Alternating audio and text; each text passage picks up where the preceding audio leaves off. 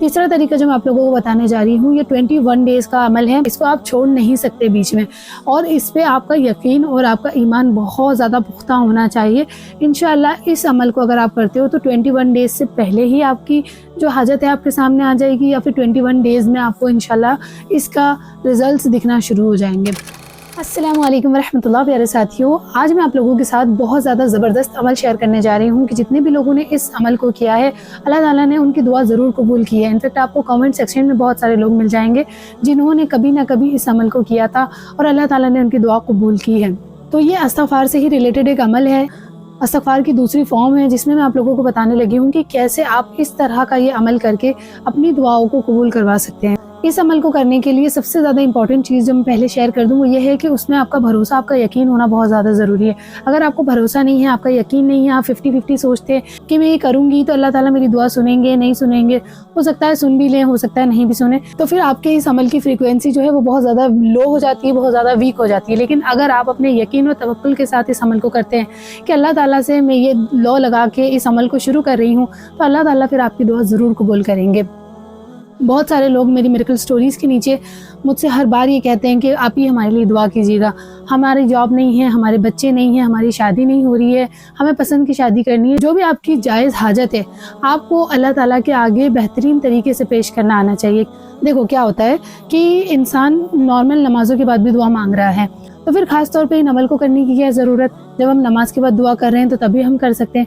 لیکن یہ عمل کیا ہوتے ہیں کہ جیسے میں آپ کو ایک سمپل سی بہت حقیر مثال دے کے سمجھا رہی ہوں، لیکن یہ چیز سمجھانے کے لیے بتانا ضروری ہے کہ آپ جس بھی انسان سے محبت کرتے ہیں، ایز لائک آپ کے فادر ہو گئے، آپ کے فادر سے آپ کو کچھ چاہیے تو آپ ان کے پاس جب وہ چیز لینے جاتے ہو تو آپ ڈائریکٹ ان سے کہتے ہو کہ پاپا مجھے آئی فون چاہیے، آپ کے پاپا ڈائریکٹ منع کر دیں گے کہ نہیں ہم نہیں دلا سکتے۔ لیکن اگر آپ اپنے فادر کے پاس جاتے ہو، تھوڑا سا ان کو مناتے ہو، تو جس بھی دن آپ کو اپنی ڈیمانڈ ان سے منوانی ہے اس دن آپ ان کا اسپیشل ان کے لیے کوئی چیز بناتے ہو، ان کو خوش کرنے کی کوشش کرتے ہو، ان کا دل راضی کرنے کی کوشش کرتے ہو، پھر اس کے بعد اپنی ڈیمانڈ ان کے آگے رکھتے ہو تو وہ پھر منع نہیں کر پاتے ہیں۔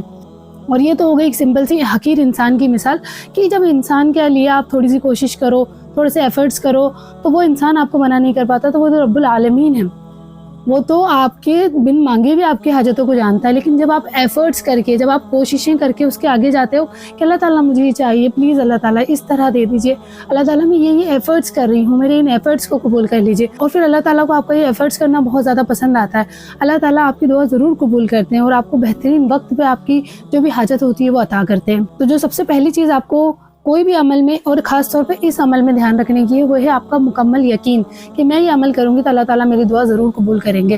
اس کے بعد دوسری چیز وہ ہے کنسسٹنسی، آپ کو لگاتار یہ عمل کرنا ہے، آپ کو کہیں بھی کسی بھی دن اس میں گیپ نہیں کرنا ہے۔ میں 2 سے 3 طریقے بتاؤں گی اس عمل کو کرنے کے، تو آپ کو اس میں کنسسٹنسی رکھنا ہے، چھوڑنا نہیں۔ اب یہ جو عمل ہے نا، یہ عمل ہے آیت کریمہ کا عمل۔ آپ میں سے بہت سارے لوگ جانتے ہوں گے آیت کریمہ کیا ہوتی ہے، لا الہ الا انت سبحانک انی کنت من الظالمین۔ اس کو ذکر یونس بھی کہا جاتا ہے۔ یہ جو ذکر ہے یہ یونس علیہ السلام کا ذکر ہے، اور اس کی برکت سے اللہ تعالیٰ نے ان کو اندھیروں سے نکالا تھا، اللہ تعالیٰ نے ان کو پریشانیوں سے نکالا تھا۔ تو یہ جو آیت کریمہ ہے وہ ہے لا الہ الا انت سبحانک انی کنت من الظالمین۔ تو اس کا ترجمہ یہ ہے کہ کوئی معبود نہیں سوائے اللہ کے، وہ ذات پاک ہے اور میں ہی ظالموں میں سے تھا۔ اور اسی آیت کا جواب اللہ تعالیٰ نے دوسری آیت میں دیا ہے کہ اور ہم نے انہیں اندھیروں سے نکال کر روشنی عطا کی، اور اسی طرح ہم مومنوں کو عطا کرتے ہیں۔ تو جو کوئی بھی انسان اللہ تعالیٰ سے دعا کرتا ہے تو اللہ تعالیٰ اس دعا کے بدلے میں اس کی دعا ضرور قبول فرماتے ہیں۔ تو حدیث میں بھی نبی کریم صلی اللہ علیہ وسلم نے فرمایا ہے، مفہوم بتا رہی ہوں، کہ جو شخص اپنی کسی بھی حاجت کے لیے ان الفاظات کے ساتھ اللہ تعالیٰ سے دعا مانگتا ہے اپنے پورے یقین کے ساتھ، تو اللہ تعالیٰ اس کی دعا ضرور قبول فرماتے ہیں۔ تو اب ہمیں 2 اوتھینٹسٹی مل گئی ہیں۔ سب سے پہلی یہ چیز کہ یہ کمپلیٹلی اوتھینٹک ہے کیونکہ یہ قرآن کی آیت ہے، دوسرا یہ کہ اس کے ریلیٹڈ ہمیں حدیث بھی مل گئی ہے۔ تو یہ ایک مکمل اوتھینٹک وظیفہ ہے جس کو آپ اپنی زندگی میں شامل کر سکتے ہیں، اپنی حاجتوں کو اللہ تعالیٰ کے آگے رکھنے کے لیے، اللہ تعالیٰ کو اس چیز کے لیے راضی کرنے کے لیے۔ اب بات آ جاتی ہے کہ اس کو کرنے کا طریقہ کیسا ہوگا۔ تو طریقے بہت سارے موجود ہیں، لیکن کچھ طریقے جو کہ بہت زیادہ ایفیکٹو ہیں، بزرگان دین سے چلے آ رہے ہیں، وہ میں آپ لوگوں کو بتاؤں گی۔ اب میں یہاں پہ آپ لوگوں کو اس کی فارم بتانے لگوں گی کہ کس طرح سے آپ کو پڑھنا ہے، کس وقت پڑھنا ہے، کتنی دفعہ پڑھنا ہے۔ سب سے پہلا لوگوں کو سوال آتا ہے کہ یہ تو بدعت ہے۔ جب ہمیں نبی کریم صلی اللہ علیہ وسلم نے پڑھنے کا بتایا ہے تو ہم سمپل پڑھ لیں اور اس کے بعد ہماری دعا قبول ہو جائے، لیکن کسی بھی چیز کو بدعت کہنے سے پہلے اس کے بارے میں انفارمیشن لینے نا بہت زیادہ ضروری ہوتا ہے۔ बिदअत उस चीज़ को कहा जाता है कि उस चीज़ को नेकी के नाम पे किया जाए और उसको आप सल्लल्लाहु अलैहि वसल्लम से या फिर कुरान से जोड़ा जाए कि ये कुरान में बताया गया है, ये नबी करीम सल्लल्लाहु अलैहि वसल्लम ने फरमाया है, तो ये बिदअत कहलाएगी। अब यहाँ पर जो हम अमल कर रहे हैं वो बुजुर्गान दीन ने अपनी ज़िंदगी में किया कि उन्होंने 1000 टाइम्स पढ़ा, 41 टाइम्स पढ़ा और उनको उस चीज़ से फ़ायदा हुआ, तो उन्होंने आगे लोगों को बताना शुरू किया कि भाई हमने इस तरह पढ़ा था, आप भी इस तरह पढ़ो, आपको फ़ायदा होगा। बहुत सारे लोगों की वीडियोस आपने देखी होगी, बहुत सारे लोग इन अमल के बारे में बताते हैं, लेकिन अगर कोई इंसान इस चीज़ को आप सल्लल्लाहु अलैहि वसल्लम से जोड़ के बता रहा है कि आप सल्लल्लाहु अलैहि वसल्लम ने उतनी दफ़ा वो चीज़ बताई है, तो आप उसके बारे में पहले पता कीजिए कि ऑथेंटिक हदीस में है या नहीं है। अगर वो ऑथेंटिक हदीस में नहीं है तो फिर वो बिदअत में आएगा। अगर वो आप सल्लल्लाहु अलैहि वसल्लम से जोड़ के नहीं बता रहा है, वो हम इंसानों के फ़ायदे के लिए कोई चीज़ शेयर कर रहे हैं कि इतनी दफ़ा ये चीज़ पढ़ के इंसानों को फ़ायदा हुआ है, तो अब भी इस चीज़ का फ़ायदा उठा सकते हैं। कि आई होप कि आपको क्लियर हो गया होगा कि ये बिदअत नहीं है, ये एक अमल है जो बुजुर्गान दीन से चले आ रहे हैं और इनको हम कर सकते हैं। इसमें हमारे ऊपर अल्लाह ताला का कोई गज़ब, कोई गुस्सा इंशाल्लाह नहीं होगा। मैं आप लोगों को ये अमल बता देती हूँ कि इस अमल को आपने करना कैसे है।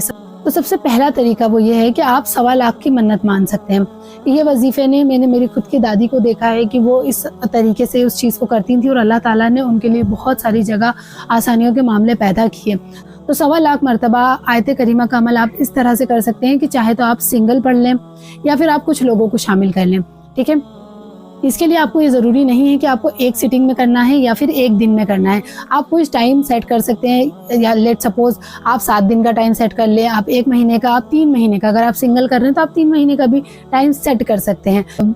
आपका ये इंटेंशन उसके साथ रहना चाहिए, आपकी ये नियत उसके साथ रहनी चाहिए कि मैंने इतनी मरतबा आयत करीमा पढ़ के अल्लाह ताला से दुआ करनी है। तो इसी चीज़ में आप दूसरा इस तरह से कर सकते हैं कि आप कुछ लोगों को अपने साथ शामिल कर लें, अपने घर के, फैमिली के, फ्रेंड्स को, किसी को बुला लें और 1.25 लाख मरतबा आप सब लोग मिलके आयत करीमा पढ़ लें और उसके बाद भी आप लोग दुआ कर सकते हैं। दोनों तरीके जायज़ हैं, आप दोनों तरीके से इस अमल को कर सकते हैं। अगर आप अकेले कर रहे हैं तो आप कम से कम अपने आप को 1 से 3 महीने का टाइम दें और उस 1.25 लाख को आप अगर 1 महीने में कर रहे हैं तो 1 महीने से यानी 30 से डिवाइड कर लें। अब तो आपको पता चल जाएगा कि आपको एक दिन में कितना पढ़ना है। और अगर आप 3 महीने का टाइम रख रहे हैं तो 1.25 लाख को आप 90 से डिवाइड कर लीजिए, तो आपको पता चल जाएगा कि आपको एक दिन में कितना आयत करीमा पढ़ना है। ठीक है, दूसरा तरीके में इस तरह से आप कर सकते हैं कि आप 2 रकात नमाज सलातुल हाजत पढ़ सकते हैं। अब आप ये नमाज किसी भी वक्त पढ़ सकते हैं, जब आपकी चॉइस हो उस वक्त पढ़ सकते हैं। ज़ोहर के बाद, मगरिब के बाद, इशा के बाद, जिस भी वक्त आप चाहें इसको पढ़ सकते हैं, लेकिन आई विल रिकमेंड कि आप तहज्जुद के बाद पढ़ें। तहज्जुद का वक्त ऐसा होता है कि इसमें अल्लाह ताला पहले आसमान पर होता है और उस वक्त आप अल्लाह ताला से अपनी हाजत पेश करते हैं, अपनी दुआएं पेश करते हैं, तो बहुत ज़्यादा चांसेस बढ़ जाते हैं आपकी दुआओं के कबूल होने के। आपने 2 रकात नमाज सलातुल हाजत पढ़नी है। उसमें जो आपका आखिरी सजदा होगा, आखिरी सजदे में आपने 41 टाइम्स यानी 41 मरतबा आयत करीमा पढ़नी है, ला इलाहा इल्ला अंता सुब्हानका इन्नी कुन्तु मिनज़ ज़ालिमीन। आपने इसको आखिरी सजदे में पढ़ लेना है। देन उसके बाद आपने नमाज से सलाम फेर के जो भी आपकी हाजत है, आपकी दुआ है, उसको अल्लाह ताला से मांग लेना है। दुआ मांगने से पहले एक चीज़ का ध्यान रखना है, वो ये है कि 3 या 7 या 11 मरतबा आपने दुरूद शरीफ ज़रूर पढ़ लेनी है अपनी दुआ के अव्वल और आखिर में। ठीक है, ये भी बहुत इजी है, आप इसको भी कर सकते हैं। अगर आप तहज्जुद के वक्त नहीं उठ सकते, अगर आपके लिए तहज्जुद में उठना इजी नहीं है, तो आफ्टर ज़ोहर, आफ्टर मगरिब, आफ्टर इशा भी आप इसे कर सकते हैं। और अगर किसी को ऐसा है कि वो सजदे में इतनी देर तक नहीं पढ़ सकते, तो वो आफ्टर सजदा भी 41 टाइम्स आयत करीमा पढ़ सकते हैं। ठीक है, नमाज से सलाम फेरा, सलाम फेरने के बाद आपने 3 मरतबा दुरूद शरीफ पढ़ी, उसके बाद 41 टाइम्स आपने आयत करीमा पढ़ी, उसके बाद वापस 3 मरतबा दुरूद शरीफ पढ़ी और फिर उसके बाद आप अपनी दुआ अल्लाह ताला से मांग सकते हैं। तीसरा तरीका जो मैं आप लोगों को बताने जा रही हूँ, ये 21 डेज का अमल है। इसको आपको कंसिस्टेंटली करना होगा, इसको आप छोड़ नहीं सकते बीच में, और इस पे आपका यकीन और आपका ईमान बहुत ज़्यादा पुख्ता होना चाहिए। इंशाअल्लाह इस अमल को अगर आप करते हो तो 21 डेज से पहले ही आपकी जो हाजत है आपके सामने आ जाएगी, या फिर 21 डेज में आपको इंशाअल्लाह इसका रिजल्ट्स दिखना शुरू हो जाएंगे। तो इसका जो टाइम होगा वो स्पेसिफिकली तहज्जुद का ही टाइम होगा। इसके लिए आप कोई भी अलग से टाइम चूज़ नहीं कर सकते। इस वजीफे को करने के लिए सबसे पहला काम जो आपने करना है वो है सदका देना। आप कोई भी चीज़ का सदका निकाल सकते हैं। लेट सपोज कि आप 5 रुपये का सदका निकाल दें। अगर आपके पास वो भी नहीं है तो आपके घर पे चिड़ियाँ, बकरा, बकरी, जानवर जो भी आते हों तो उनको आप कुछ खिला दें, वो सदक़े की नीयत से आप कर दें।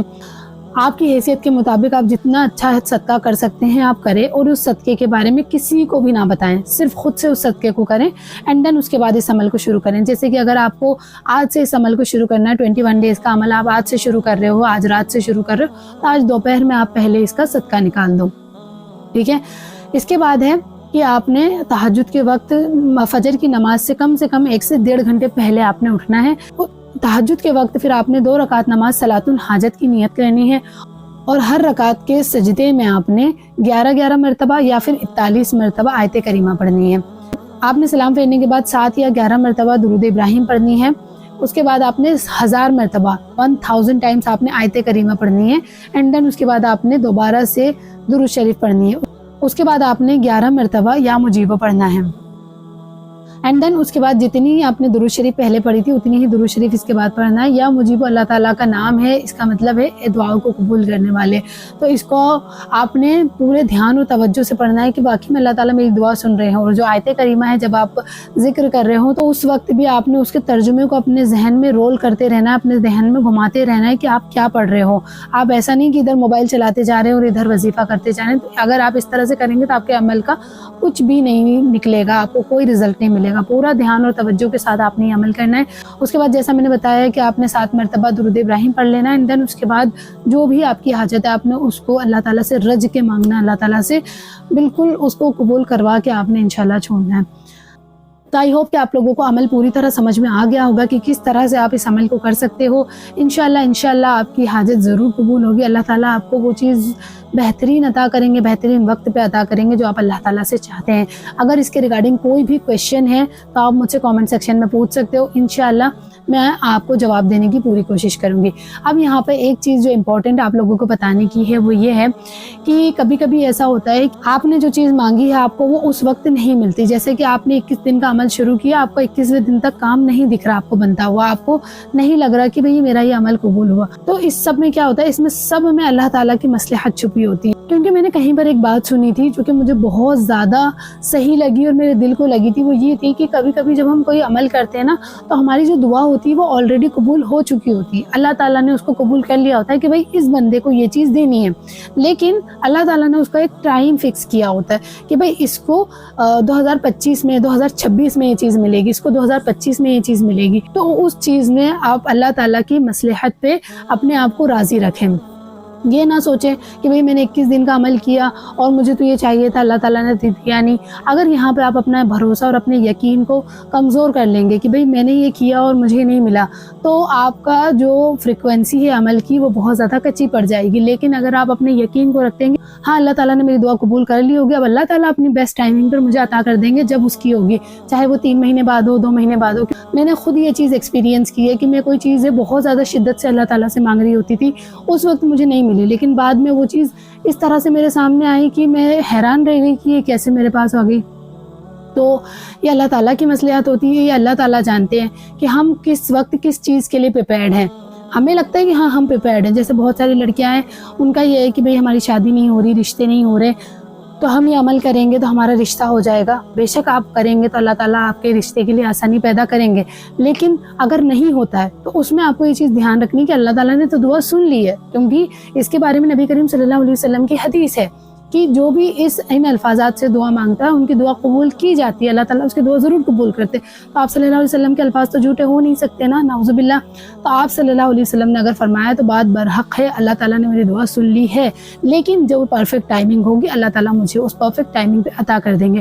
اس کے ساتھ ایک چیز اور آپ لوگوں کو بتانا چاہوں گی کہ جب بھی اللہ تعالیٰ سے دعا مانگے تو اس میں کچھ لائنز اپنی دعاؤں میں ضرور ایڈ کر دیں، وہ یہ ہے کہ اللہ تعالیٰ جو بھی چیز میں آپ سے مانگ رہی ہوں اس میں مجھے بہترین کر کے عطا کریں، اور اللہ تعالیٰ آپ مجھے جو بھی عطا کریں نا اس پر مجھے راضی، خوش اور مطمئن کر دیجیے گا۔